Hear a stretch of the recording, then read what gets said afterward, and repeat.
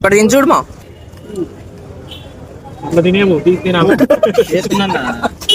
బొగ్గు బొగ్గు అయితే. హలో మావా అందరికి, మేమైతే ఆఫీస్ లాగౌట్ అయిపోగానే బజ్జీలు తిందామని చెప్పేసి ప్లాన్ వేసుకున్నాం. మా ఆఫీస్ లాగౌట్ కాగానే ఇంటికి చక్కగా వెళ్లకుండా ఇక్కడనే స్ట్రెస్ ఇట్లా అంతా వదిలేసిపోవాలని అంటే ఇట్లాంటి ఒక స్టాప్ కావాల్సిందే మావా. సరే అని చెప్పేసి వెళ్ళిపోయినాము. బజ్జీలు అయితే తింటుండే మావా మేము అందరము. కానీ మా లోపల ఒకరైతే బజ్జీలు తినట్లేరు. అది ఏ అన్నాను. మిగతా ముగ్గురము బజ్జీలని ఖాళీ చేసిన తర్వాత నిన్న ఇక్కడ పురుగచ్చును ఉండేరా, అందుకే నేను తినలే అని చెప్పిండు.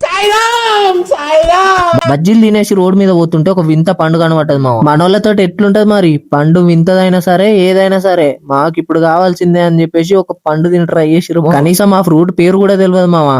ఆ బొక్కలే మాకు అవన్నీ మోసం అన్నట్టు తినేసిండు అన్నమాట మామ. శివాజీ, కాఫీలో గోమూత్రాలు కలిపారా, నన్ను చంపాలని చూస్తున్నారా, అంబులెన్స్ కు ఫోన్ చేయరా. అది తినంగానే ఏమైతుందో ఏందో తెలియక వెంటనే పోయి ఒక లైమ్ సోడా అయితే వేసేసినాం మావా. జస్ట్ మిస్ మావాడు మంజరు ఉంటే చచ్చిపోతుంటరా.